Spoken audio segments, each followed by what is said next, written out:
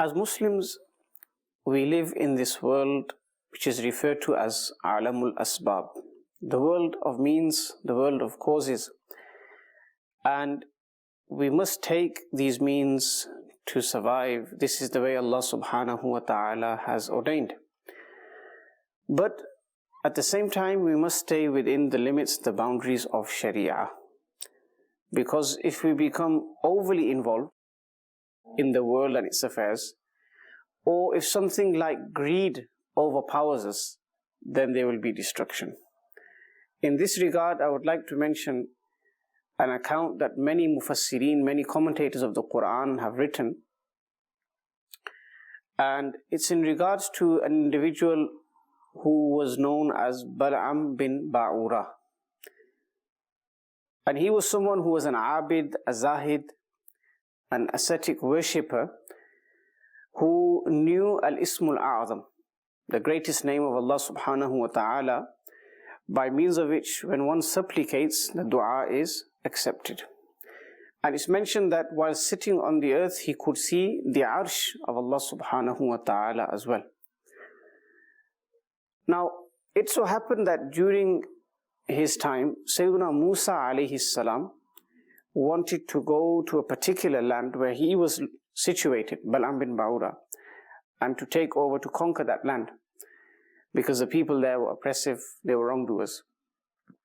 When those people found out, they went to Balam Bin Baura and they said, look, Musa alayhi salam is coming and he will remove us from this land, he will take over.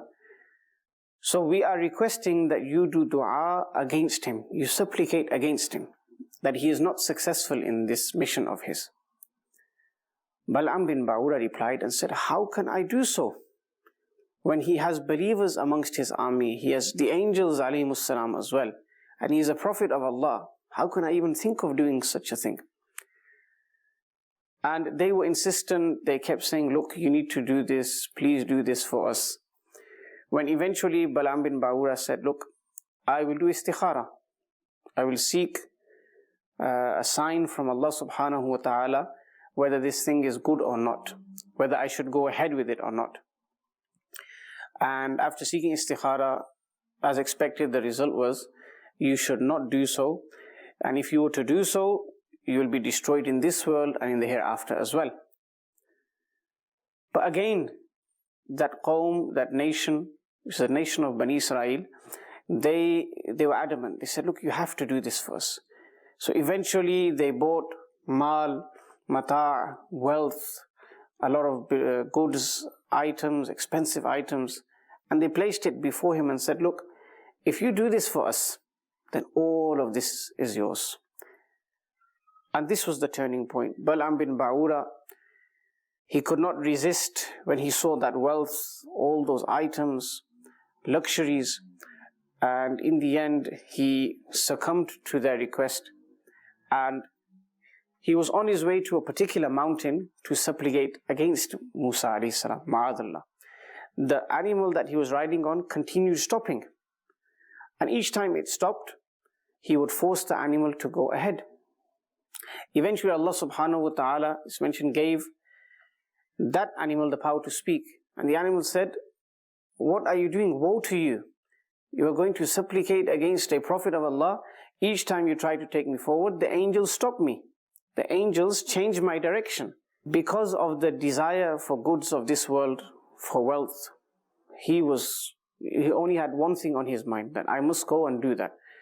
When he reached that mountain and he began trying to supplicate against Musa alayhi salam, Allah subhanahu wa ta'ala made it such that each time Balam bin Baura said something against Musa alayhi salam, it would go against himself and the people who had instructed him to do so.